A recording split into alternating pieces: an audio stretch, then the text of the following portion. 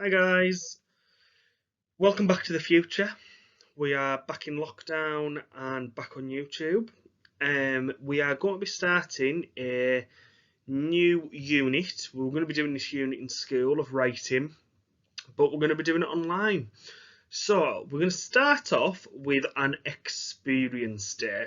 Okay, so today we're going to be discussing themes related to nightmares and creating associated imagery. So, the first thing I want you to do is think about what makes life worth living. What are the things that add value and happiness to your life? What are you grateful for? Now, the first thing I want you to do is I want you to make some notes on a piece of paper about what are the things that you feel grateful or thankful or blessed for. So, I'll give you a couple of examples. Some of mine might be things like my family, my house, my job. It could be for a game that you play. It could be for your friends. It can be anything that you feel grateful for in life. So the first thing I want you to do, I want you to pause the video here and I want you to make a mind map of some of the things that you're grateful for. What makes life worth living? Pause the video now.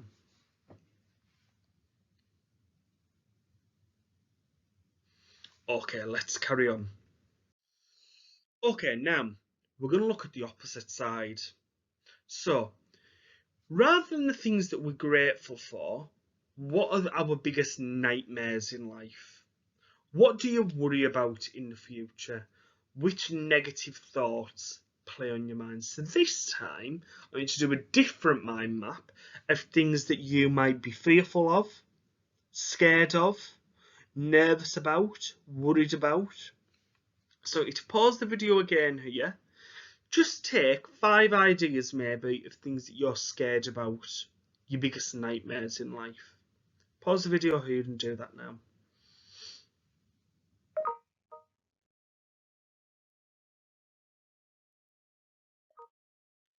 Okay, now, the reason we're thinking about this today is because our new story looks at this idea of nightmares and a writer personifying a feeling of fear or anxiety or worry. Now, this happens a lot in lots of different stories. So sometimes writers personify a feeling by creating a character that represents feeling. Now, the first thing I want you to think about is, what do I mean by personification? What is personification? Think about that key part of the word, personify. Now, you'll notice that I've underlined there the bit of the word personify that says person. It's when I make something that's not alive, like a feeling, sound like it's a living thing. So some examples of this in other stories are Mary, in the Thornhill story we wrote about, was the personification of Ella's loneliness. If you remember, she was a person, a character that represented the feeling of loneliness. Now, the next one is from a film you shouldn't have watched, but I know a lot of you have because you've talked about them a lot. Pennywise is the personification of evil. In that story, the clown is a character that is meant to represent all of the evil in the world. Now, on the other hand, it's not always a bad feeling. Moana, in that film, is the personification of bravery, of trying new things. Okay? So, here we've got 3 characters that personify a feeling or an emotion. Now, the book we are going to read also uses a character to symbolise the character's feelings and worries. Now, we're going to watch this video. I'm also going to post a link to it.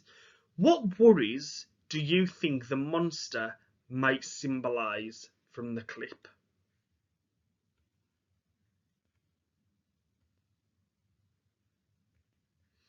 Oh, I'm afraid the link isn't working for me, so I'm going to post a link to this video, okay, so that you can watch it. So here, what I want you to do is I want you to pause this video and go to the link on your Class Dojo page to watch this video.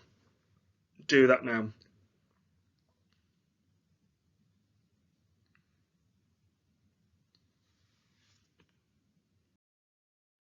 So, we've just looked at a video about a monster created by nature. If you notice, the monster looked like a tree. And he's there in the story to symbolise Connor. That's the main character. Connor's nightmares, Connor's fears. So what I want you to do now is I would like you to go outside. Go outside somewhere safe and remote. And I want you to take some photos or even just spot something that could represent or symbolise a range of nightmarish feelings or worries that a person might have. So I've given you some examples here. Loneliness, illness, death, pain, darkness, fear, heartbreak, abandonment. I want you to take a photo. Now you can see here that I've included a picture that a photographer's taken, and it's a tree all by itself. So have a look at those emotions. Which of those emotions might that photo represent? I want you to pause the video and have a think.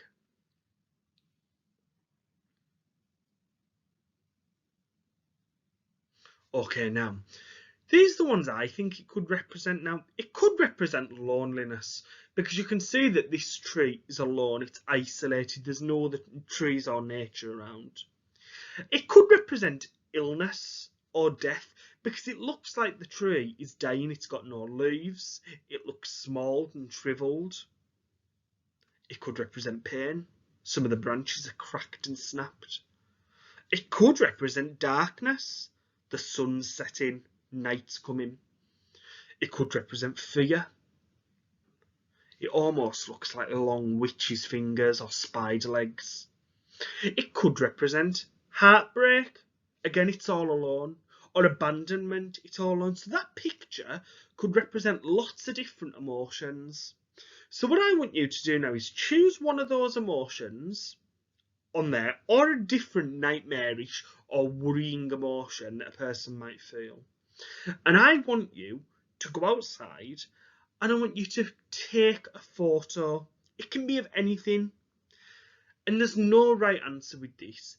And what I want you to do is I want you to go into your Class Dojo portfolio and I want you to send me the photo, your favourite photo that you take. And I can't wait to see these photos because I want to use them in some of our future lessons. And I'm going to post the best ones to our Class Dojo page with some dojos for you for the best photos.